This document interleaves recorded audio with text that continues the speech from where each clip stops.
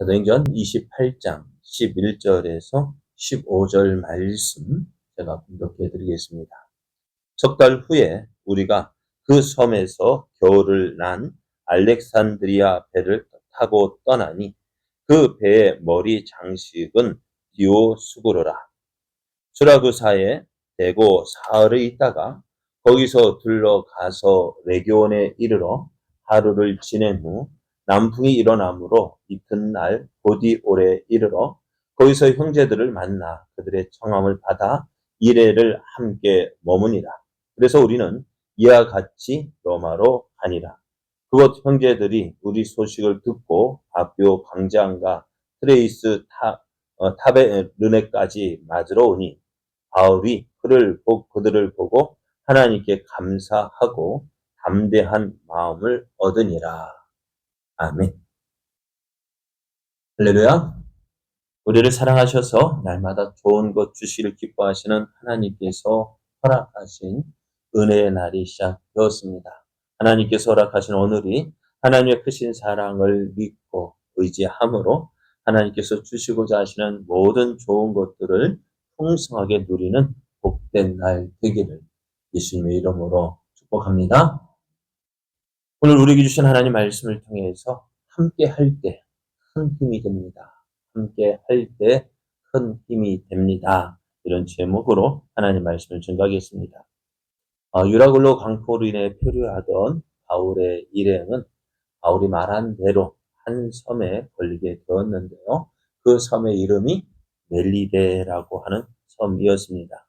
멜리데에 상륙한 바울 일행은 온전의 환영을 받았습니다. 그런데 바울이 이제 불에다 나무를 넣다가 나무에 있던 독사가 나와서 바울의 손을 물었습니다. 사람들은 바울이 곧 죽든지 혹은 갑자기 쓰러져 죽을 것이라 죽을 것으로 기다렸지만은 바울은 멸종했습니다. 사람들은 바울을 신이라 생각하고 바울을 유독 어떻게 했을까요? 다른 눈으로 보고 있었는데요.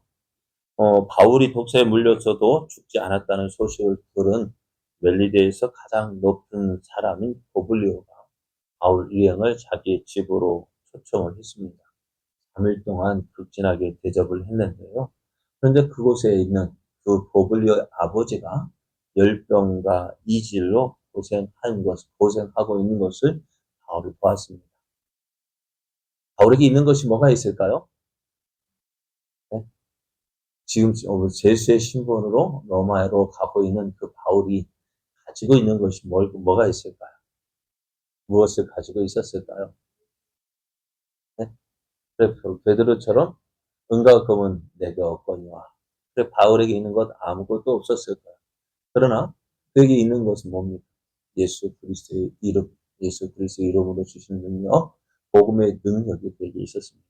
네? 이 보블리오의 아버지가 열병과 이질로 고생하고 있는 것을 본 바울이 그를 위해서 기도하고 그의 몸에 안수를 했더니 그 병이 낫게 되어졌습니다. 그러니 보블리오의 눈이 어떻게 있을까요? 보블리오가 어떻게 했을까요? 그냥 가만히 있었을까요? 그리고 이것을 본 그 멜리데 섬 사람들도 어떻게 했을까요? 야, 저 사람 지금 바울이 어떤 사람과 어떻게 보아졌다고요? 신과 같은 존재로 여겨졌는데 정말 신과 같았대요. 병든 사람 고치니까 어떻게 되죠? 야, 너도 나도 병든 사람 다 왔을 거예요. 그래서 바울은 그 오는 모든 사람들을 고쳐주면서 아마 복음도 전했을 것입니다. 하나님은 아무것도 없는 바울, 인정받지 못할 것 같은 바울, 야, 저거 로마로 가서 재판 받으려면 제수래 하는 사람의 인식 가운데서도 하나님은 함께 하셨고, 하나님의 능력과 권능으로 이제 그 많은 사람들에게 존경받고 인정받게 하셨습니다. 이곳에서 몇 개월 동안 머물렀다고요? 3개월 동안 머물렀다고. 3개월 동안 머물렀는데 이들이 지금 배가 있어요, 없어요? 이들이 267명이 배가 있어요, 없어요? 뭐 가지고 나온 것이 있을까 없을까요? 아무것도 없어요. 그런데요. 그 3개월 동안 그곳에서 머물렀다가 어떻게 해요? 무엇으로? 그리고 뭐 먹고 마시는 거 어떻게 해결했을까요? 아마 고블려가 말이 267명이지 많은 사람 어떻게 했을까? 그런데 하나님은 이렇게 하나님의 사람을 어때요? 곤경에 처하게 하지 않고 그 모든 것 인도해 주셔서 풍성하게 대접하시는 그 모든 것 예비해 놓으신 하나님이심을 보게 됩니다. 오늘 이제 3개월 동안 이 멜리데 섬에 머물면서 겨울을 지낸 바울 일행은요. 이제 다시 겨울이 지나고 봄이 되면 어떻게 해요? 로마를 향해서 출발해야 했는데요. 그 멜리데 섬의 다른 곳에 정박해 있던 이 알렉산드리아에 속해 있는 아마 선박회사에 속해 있는 다른 배가 있었던가 봐요. 그 배를 타고 이제 로마로 향하게 되어지는데요. 영화를 보면은 이 로마 큰 배들을 보면은 어떤 모양을 가지고 그 앞에 새겨 놓는 것을 보게 됩니다. 그들은 이 배에는 디오구스라는 그 배 머리에 디오구스라는 그 장식을 했어요. 이들이 왜 이러한 장식을 할까요? 우리는 그러니까 우리나라 거북선 보면은 거북이 모양인가 아니면 배 보면은 뭐 명량이나 보면 큰 도깨비 모양 같은 거 하고 있었잖아요. 그 하는 이유가 뭘까요? 그것은 그리고 오늘 바울이 탄 배에는 디오구스 그 배 머리 장식은 디오스구로라. 디오스구로라는 이 장식을 달았어요. 밑에 작은 글씨를 보면은 제우스의 쌍둥 아들이라 이야기합니다. 그러니까 이 배에도 어떻게 해요? 디오스구로 이 배 형상을 그 머리에 장식을 꾸몄는데 아무튼 제우스와 레다 사이에서 난 쌍둥이 아들인데요. 이들이 하는 거 뭐냐? 뱃사람들의 수호신이라고 했습니다. 뱃사람들의 수호신으로 이들을 섬겼어요. 그래서 그 배에다 이 배 머리에 장식으로 디오스구로의 장식을 걸었어요. 그것은 뭐예요? 이 배를 누가 지켜준다고요? 디오스구로가 지켜준다. 그런 식으로 달아놓았는데요. 그러면은 앞에 바울이 가이사랴에서 출발했을 때 또 바울이 탄 배에도 이것이 있었을까요? 없었을까요? 있겠죠. 그죠? 근데 그 배가 그 장식을 걸어 놓았다고 해서 그 신이 지켜주었을까요? 안 지켜주었을까요? 안 지켜주었어요. 참 우리도 종종 차를 타면은 사람들마다 무엇을 걸어 놓을까요? 직접 믿는 우리들은 십자가를 걸어 놓기도 하고 믿지 않는 사람들은 절에 다니는 사람들은 염주를 갖다 놓기도 하고 각자 그거 갖다 놓으면 마음이 편해질까요? 근데 우리는 정말 그게 십자가가 우리를 지켜준다. 그죠? 사실은 그 십자가가 그냥 어찌 보면 하나님이 싫어하시는 우상의 모습처럼 그것이 그냥 전부이냐? 그렇게 하면 안 돼. 십자가 없으면 하나님 우리를 몰라볼까요? 네? 십자가 없으면 하나님 우리를 몰라볼까요? 십자가 들고 가야, 너 우리 편, 그러니까 내 편, 그거 알아볼까요? 아니잖아요. 그냥 사람들은 무언가 눈에 보이는 것 갖다 놓고 그것을 봐야만 안심이 되어지고 그것이 있어야만 뭐 있는 것 같아 보이고. 그래서 정말 우리가 믿는 하나님은 어떻게, 눈에 보이지 않아도 우리와 함께 계시고, 우리를 지켜주시는 전능하신 분이십니다. 그래, 바울은 오늘 누가가 이것을 기록한 이유가 뭘까요? 바로 그것입니다. 뱃사람의 진정한 수호신이 누구이냐? 누가 지켜주느냐? 하나님께서 지켜주신다는 사실을 보여주고 있습니다. 그래서 누가는 그 바울의 연형을 자세하게 가는 곳마다 이렇게 갔다라고 기록을 하고 있는데요. 이제 바울이 이제 어디에 도착하느냐? 그 항해의 목적지 끝 마지막 항구인 보디올에 이르게 됩니다. 보디올에 이르러서 거기에서 믿는 형제들이 있었어요. 그들을 만나서 그들의 청함을 받아 일주일 동안 머물고요. 이제는 어디로 가는지 이제는 걸어서 로마로 향하게 되어지는데요.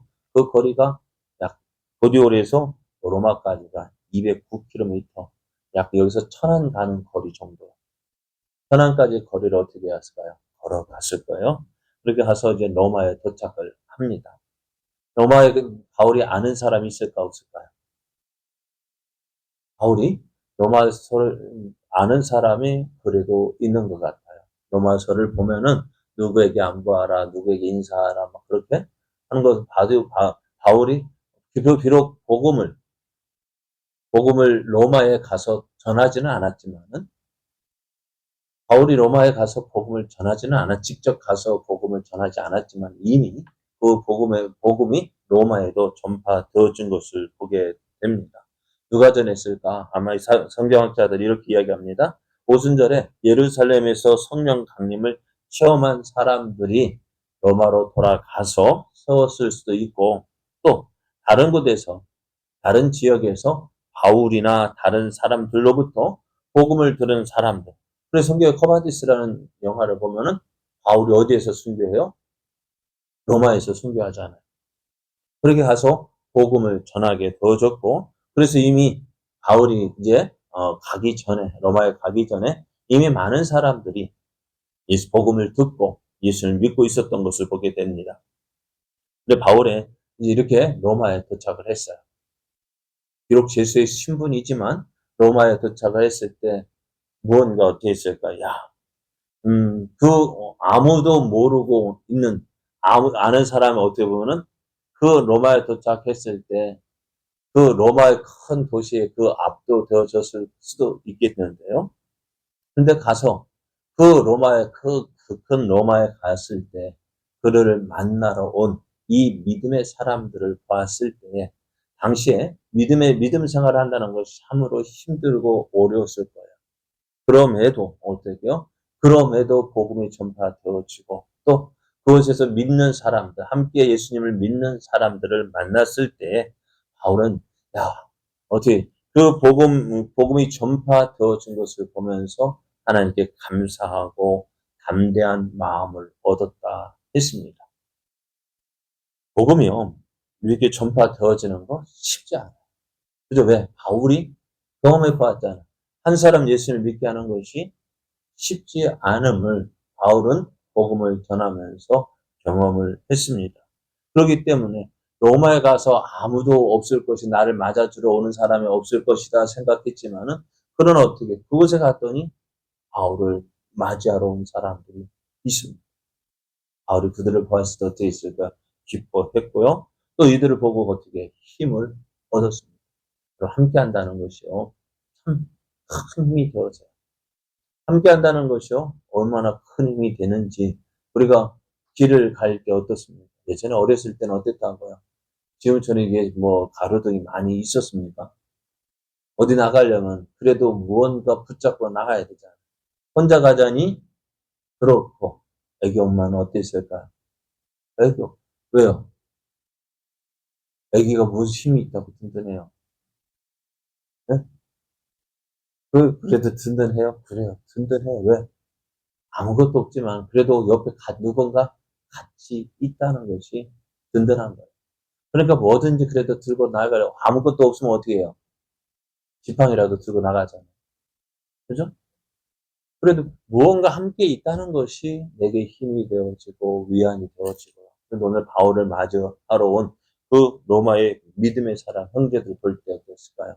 바울은 힘이 되었습니다. 근데 바울이 이것으로 보고 어떻게 했다고요? 15절을 보면은 바울이 그들을 보고 하나님께 감사하고 담대한 마음을 얻었다 했습니다. 그리고 우리가 이것을 보면서요, 우리 교회도요, 어떻게 해야 되냐? 함께 한다는 것이 얼마나 중요한 것인지 모릅니다. 그렇잖아요. 종종 우리가 뭐 어떤 일을 할 때 아무도 없이 혼자 일하려면 어떻게 될까요? 힘이 들어요. 그런데 아무것도 하지 않아 보고만 있어도 어떨까요? 그게 그거만 있어도 힘이 나는 거예요. 무언가 하고 있어 누군가 와서 함께 있다는 그 자체가 힘이 되는 거예요. 우리도 그래서 어떨까요? 교회에서 어떤 일을 한다 할 때 한마디 말이라도 할 때 힘이 되고 위로가 되어집니다. 그러므로 우리도 어떻게 다른 사람의 어떤 일을 할 때 나도 그냥 지나치지 말고요. 어떻게 수고한다? 함께하는 그 함께 하고 있다는 그 사실을 보여줄 때 힘이 되어집니다. 그래 믿음의 또 선교사들도 보면 그래요. 내가 기도합니다. 기도합니다. 별말 아닌 것 같아도요. 그게 큰 힘이 되고 위로가 되어진다고 합니다. 오늘 함께 하는 것만으로도 뭐가 된다고 힘이 되어져요. 아무 일 하지 아니하고 그냥 옆에 지켜만 봐주어도 힘이 됩니다. 네. 우리 이렇게 함께하는 그 함께함으로 서로에게 힘을 주고 위로를 주고 담담을 얻어서 담대히 복음을 전할 수 있는 하나님의 크신 사랑을 나타내는 우리의 삶 되기를 예수님의 이름으로 축복합니다.